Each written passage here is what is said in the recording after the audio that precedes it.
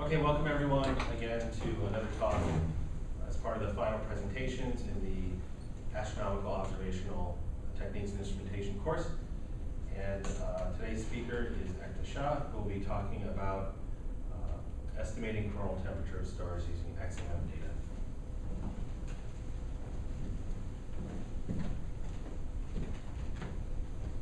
Hello everyone. Thank you, Professor Faidu, for introduction. Today I'll be talking about X-ray analysis of stars. So basically, starting with what is X-ray. So X-rays are, as we know, very high energetic photon as compared to optical photons. And visual photons have energy of the order of say 0.1 keV to about 100 keV. They are in the X-ray region. So, and also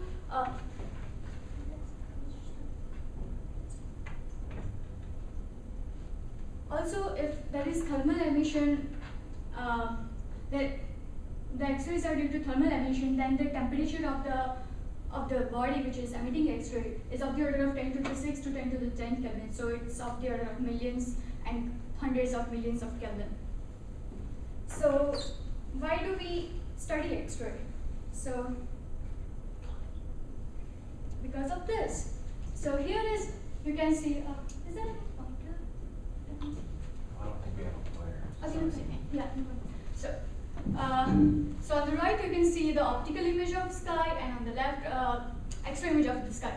Now, on the first side we may think that the bright objects are same, but on the right hand side the brightest object is moon, which you cannot even distinguish where it is here, and on the left hand side it's actually Crab Nebula.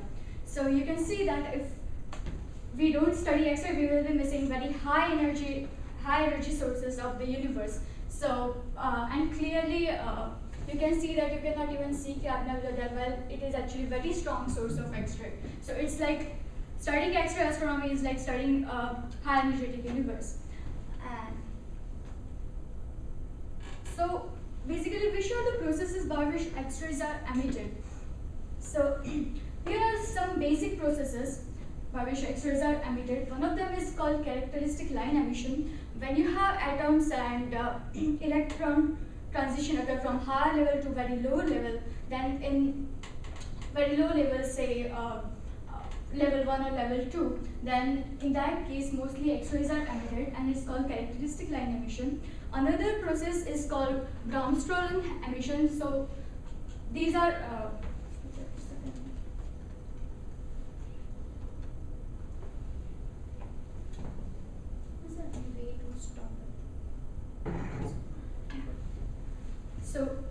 So these are basic processes, and Bromsstrahlung emission is when you have charged particle which travels in the electric field. So by the basic laws of physics, X-rays are emitted, and it's called Bromsstrahlung emission. Another very interesting case is called inverse Compton scattering. So in the Compton scattering, what happens is generally in the Compton scattering, when you have collision between electrons or particles with high energetic photons, so the energy is transferred from the photon to the electron. But in the case of inverse Compton scattering, we have high energetic particles, say electrons or ions, and you have collision between those particles and low energetic photons, say optical photons. So the energy is, in this case, the energy is transmitted from the particles to the photons. So that's why the low energetic photon, say optical photon, will be converted into high energetic photon, so X-ray photon. So that's why the whole thing is called inverse Compton scattering. Another process is synchrotron emission.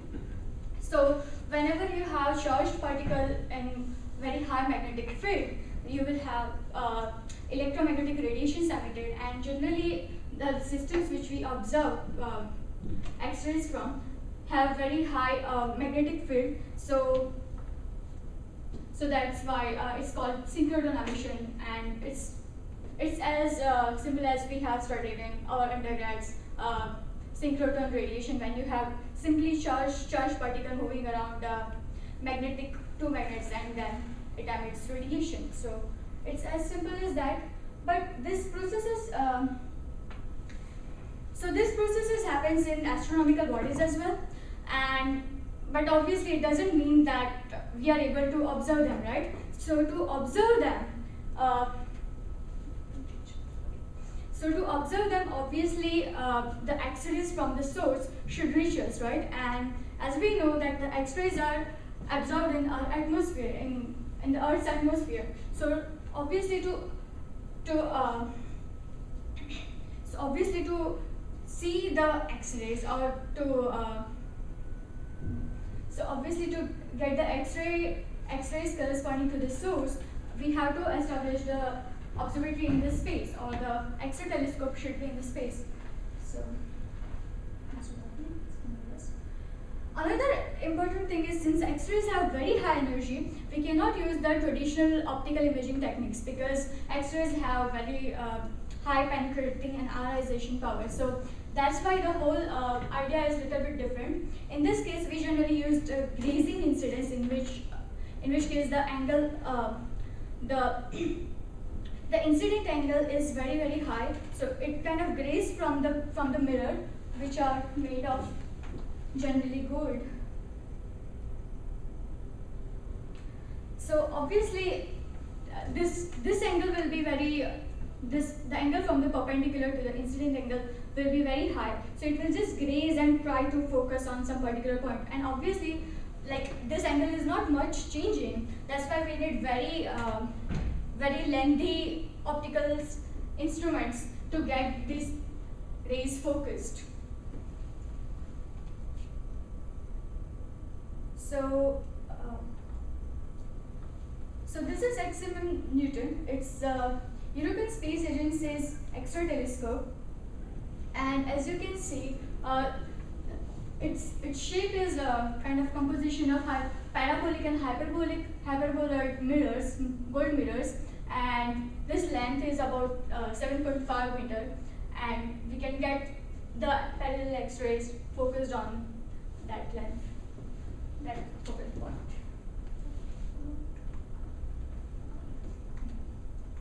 So this is the basic structure of XMM Newton. It has 3 photon.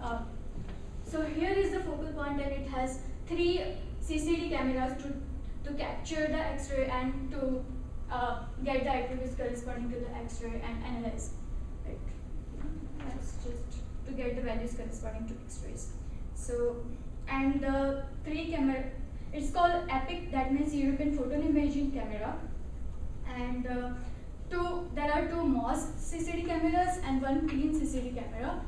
And the important thing about X-ray is that it's in the case of X-ray, the flux is very, very less as compared to optical flux, and also the energy corresponding to individual photon is relatively much more higher than as compared to optical.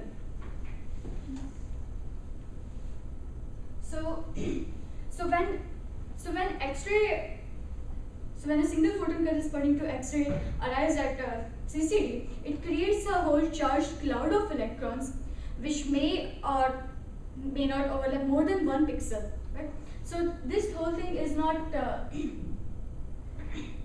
So this whole thing is not as simple as we have one photon per pixel. So in this case, since X-rays create very high number of electrons, so we can actually estimate the attribute corresponding to individual photon, which we cannot do in the case of optical so far. So that's why X-rays are different, because when we have data corresponding to X-ray, we have attributes corresponding to individual photons of X-rays. So, but as I said, that this whole thing is not as simple as you have 1 photon per single CCD pixel.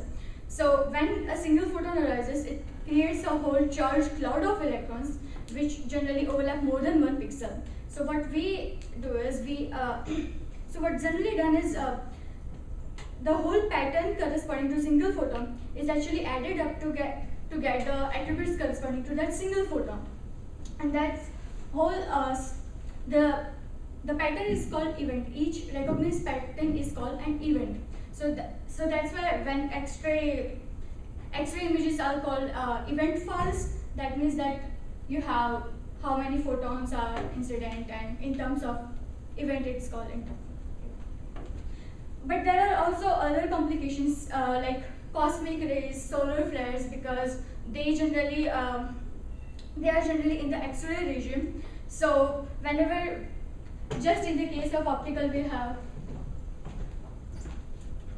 as in the case of optical, we have many other background sources. In this case, the solar flares, cosmic rays are, you can say, as background sources.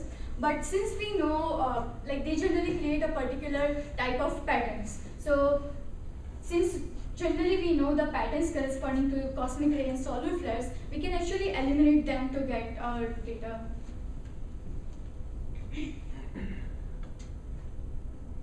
There are also other complications. So as I said, what we need is, we need attributes corresponding to individual photon. But it may happen that the timescales are such that while reading attributes corresponding to a single photon, the another photon is also incident. That means that we are reading attributes corresponding to two photons as attributes corresponding to a single photon. So, which is actually not true. So this thing is called pileup, which is relatively bigger problem in X-ray astronomy. So, and also this is one of the reason why, because this is one of the reason when we see images corresponding to very bright sources, the centers are generally black because they are so bright that it kind of saturates the CCD, and pileup is very high in that case to be eliminated. So finally, considering these and many other corrections, we will have three attributes corresponding to each X-ray, and they are the position of the absorption, like X, Y, exactly where it was incident, and time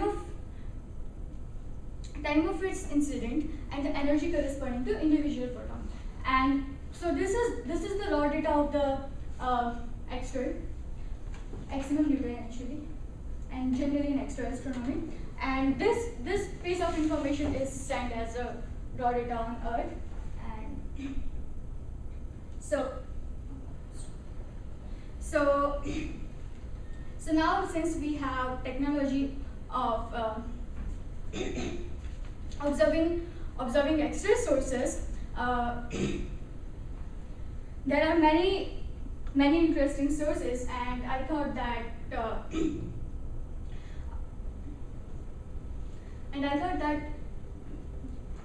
actually I thought something different, which I will describe later, but due to the time constraint and all, I had chosen another interesting topic, and I wanted to say that how the coronal temperature of stars vary with sequence, with stellar spectral types, because we know that the effective temperature, we know the variation of effective temperature as you go from O type to M type, the temperature decreases. But using X-ray, we get the coronal temperature, which is different from the effective temperature, and generally the coronal temperature is of the order of million Kelvin, and surface temperature is of the order of thousands.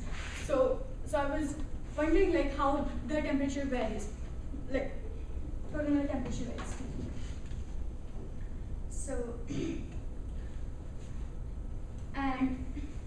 if we understand the coronal temperature variation, then we can estimate if we understand the coronal temperature, then we can understand the even composition of stars if we fit particular model, and also how it varies with spectral distribution, and what is the relation of coronal temperature with the effective temperature, and so on. We can also change our models accordingly and build proper models for that, and use it in many other research.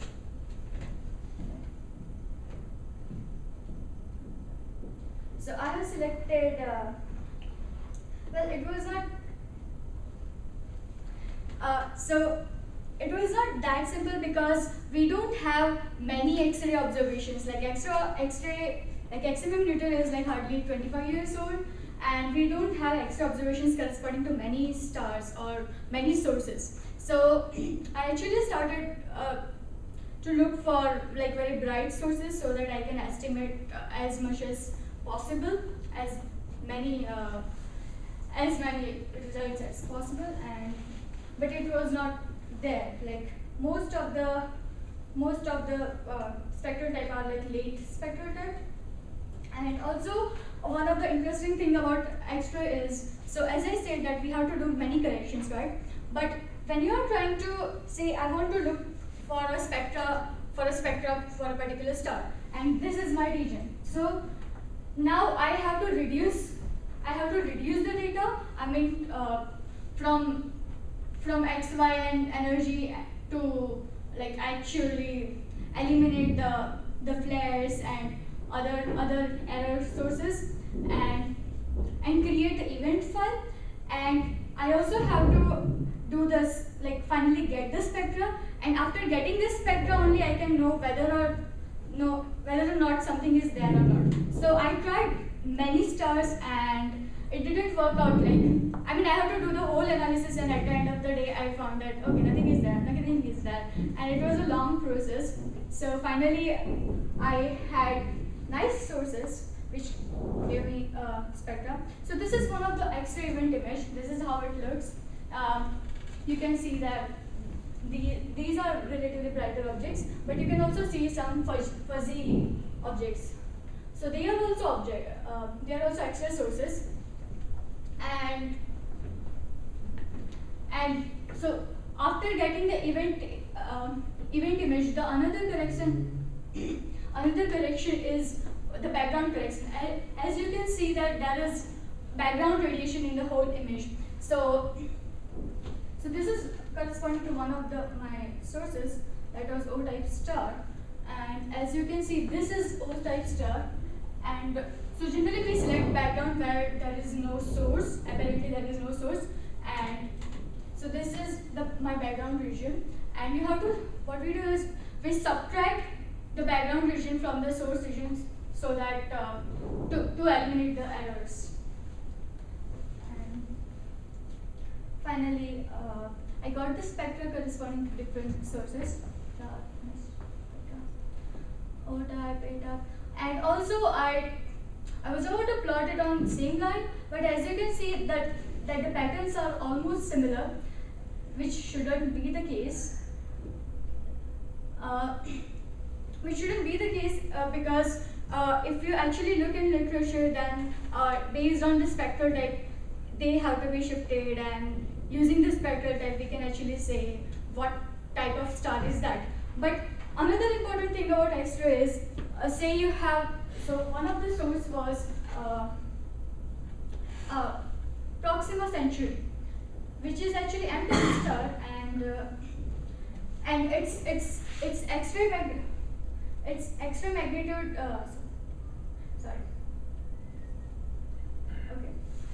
And its X-ray flaring varies a lot. It's actually flaring star.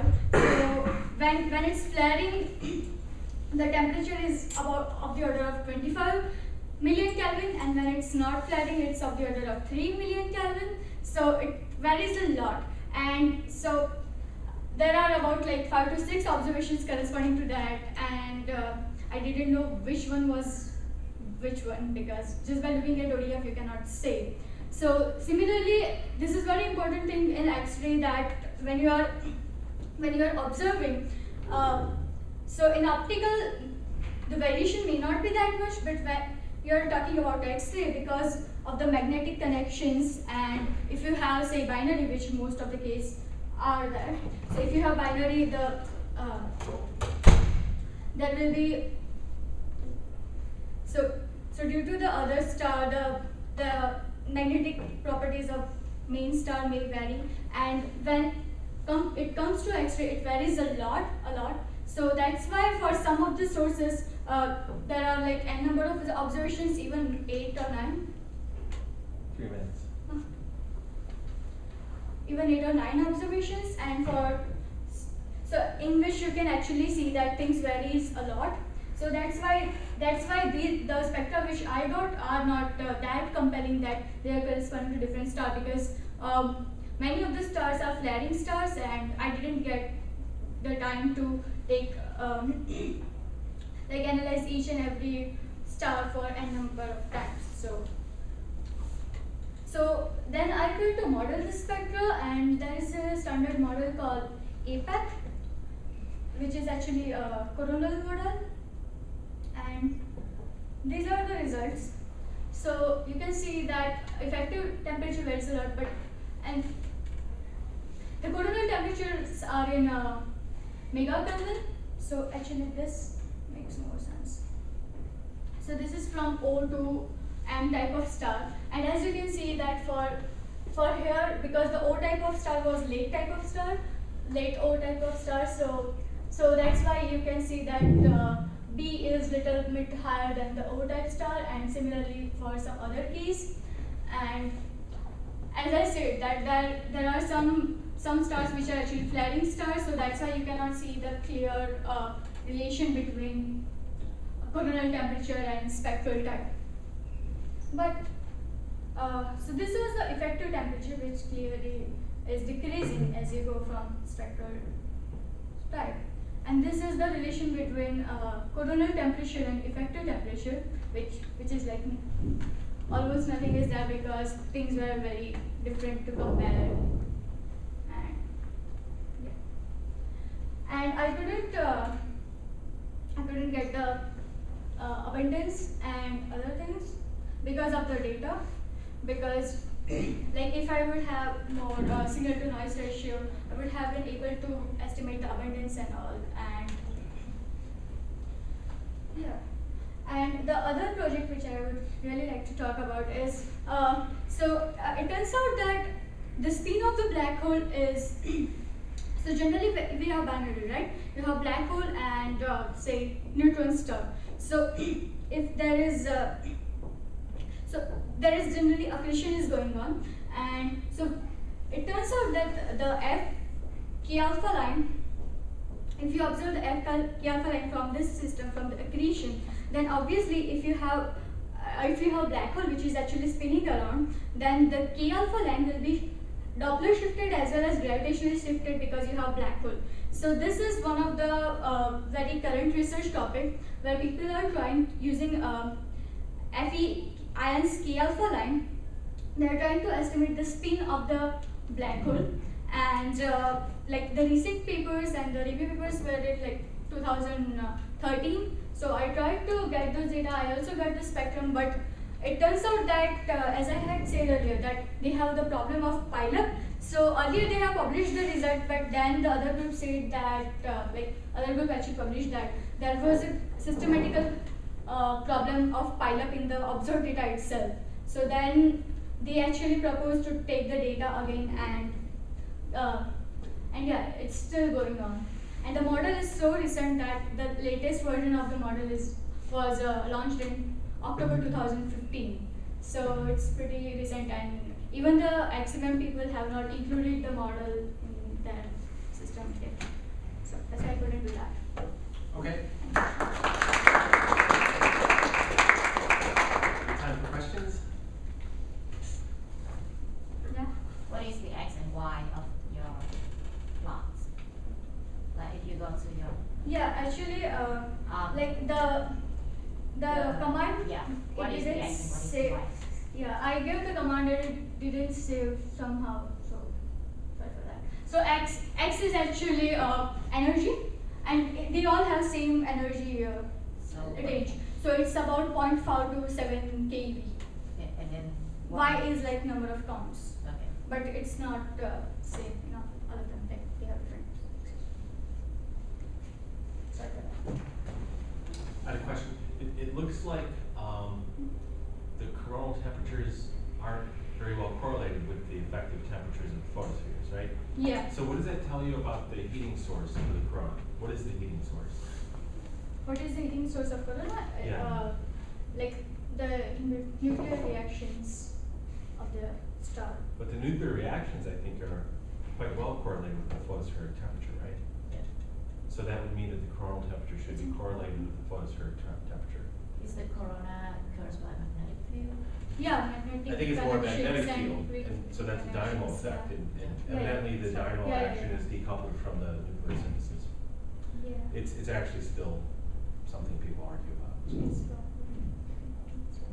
Okay, with any more questions? Questions about abundance, you said, okay, you have good data, you define abundance, but how can you find that from the temperature? So there is another model called VAPEC. So in this model, in the APEC model, the abundance is assumed like about solar abundance, but there is another model called VAPEC, like variable APEC model. So if you use that, then it gives you abundance like iron abundance and oxygen abundance and all. But I tried that, but it was not giving good results. So yeah. I think we're gonna lose the room, so let's go ahead and thank Hector.